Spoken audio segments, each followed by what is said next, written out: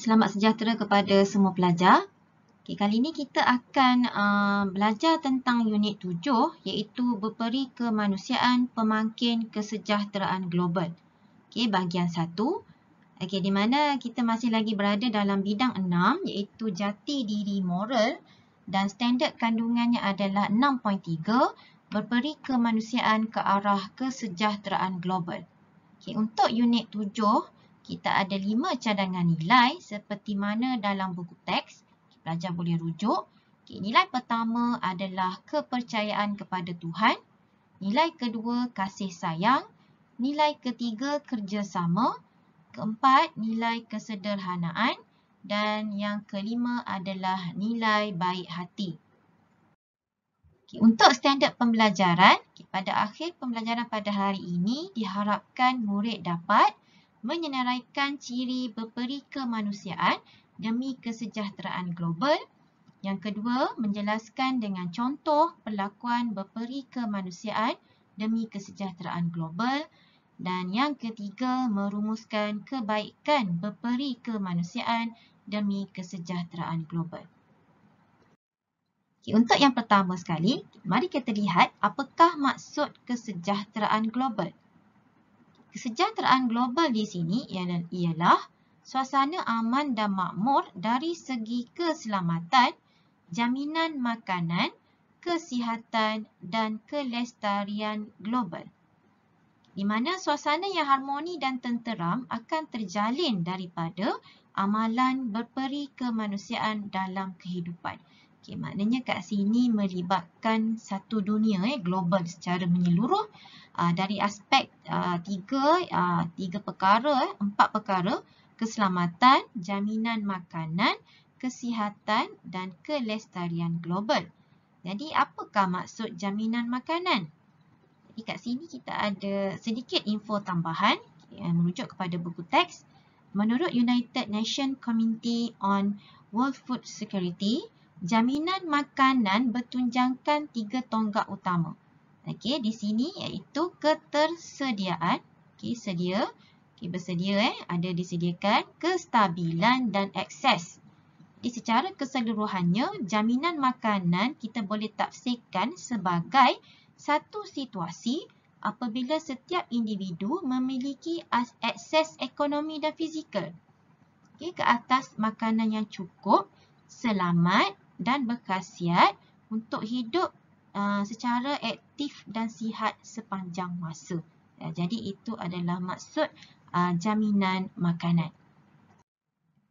Untuk seterusnya, apakah ciri berperi kemanusiaan demi kesejahteraan global? Ciri-ciri berperi kemanusiaan yang melibatkan kesejahteraan global ada 6. Yang pertama ialah menghargai nyawa.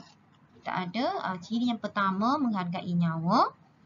Menyayangi sesama makhluk, sama ada haiwan, manusia maupun tumbuh-tumbuhan yang hidup. Menghargai dan menghormati hak manusia. Empati dan simpati terhadap ataupun kepada masyarakat secara global. Mencintai keamanan dunia dan akhir sekali melestarikan keseimbangan ekosistem. Di mana ciri-ciri peri kemanusiaan ini melibatkan antara manusia dengan haiwan, dengan tumbuh-tumbuhan tetapi secara global, secara sedunia. Kita lihat seterusnya, contoh perlakuan peri kemanusiaan demi kesejahteraan global. Yang pertama ialah contoh melindungi hak asasi manusia. Contohnya seperti kita boleh memberi bantuan kepada golongan yang kurang bernasib baik seperti golongan OKU ataupun mangsa-mangsa bencana alam contohnya. Bagaimana kita nak bagi bantuan ataupun melindungi hak asasi manusia? Dengan memberikan bantuan keperluan asas dan perubatan. Keperluan asas di sini merujuk kepada makanan, minuman, tempat tinggal ataupun dari segi keselamatan mangsa tersebut atau golongan yang tidak bernasib baik.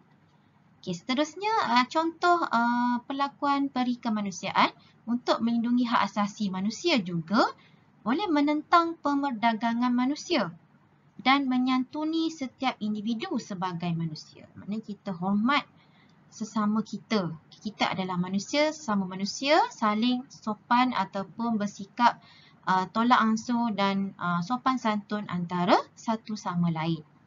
Yang kedua, perlu ada sikap kepedulian dan keprihatinan. Maknanya kita peduli dan prihatin. Contohnya dengan mewujudkan kumpulan sokongan kemanusiaan dan membantu mangsa bencana dan pihak yang memerlukan. Contoh lain boleh menyertai misi keamanan dan kemanusiaan dan memberikan sokongan psikologi dan juga moral kepada pihak yang memerlukan. Maknanya kita tunjukkan bahawa kita peduli dan prihatin terhadap kesejahteraan global terutamanya. Seterusnya, mencintai alam sekitar pada peringkat global. Apa contohnya? Dengan menyokong dasar dan kempen alam sekitar pada peringkat global seperti kempen yang dianjurkan oleh WWF iaitu World Wide Fund for Nature. Menentang penggunaan senjata nuklear dan kimia. Kita tahu bahawa penggunaan senjata nuklear dan juga bahan kimia akan menjejaskan keseimbangan alam sekitar dan ekosistem. Kita juga boleh menghalang pemburuan haram dan pemerdagangan haiwan. Pemburuan haram seperti memburu haiwan seperti gajah untuk dijadikan sebagai perhiasan dan sebagainya.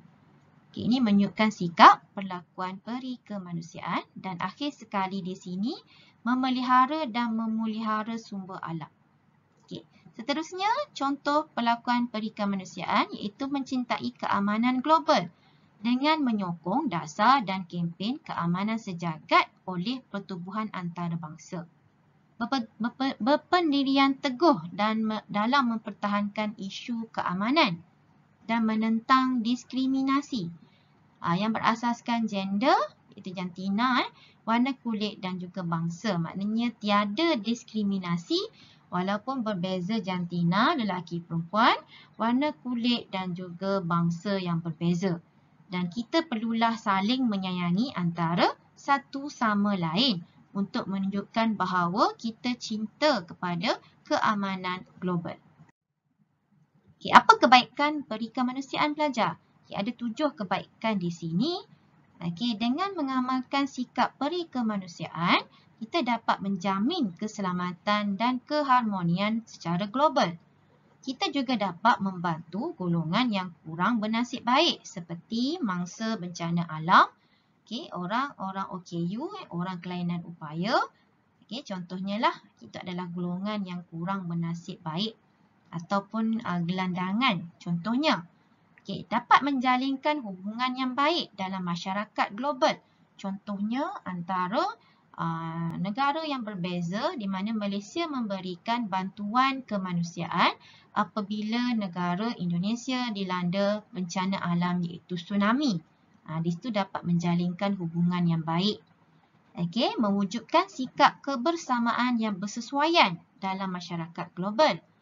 Menghayati dan mengamalkan nilai universal, dapat menyamarakkan elemen kemanusiaan sejagat dan akhir sekali hubungan antara negara akan dapat dieratkan melalui kerjasama ataupun bantuan yang dihulurkan yang menunjukkan bahawa adanya sikap peri kemanusiaan demi kesejahteraan global.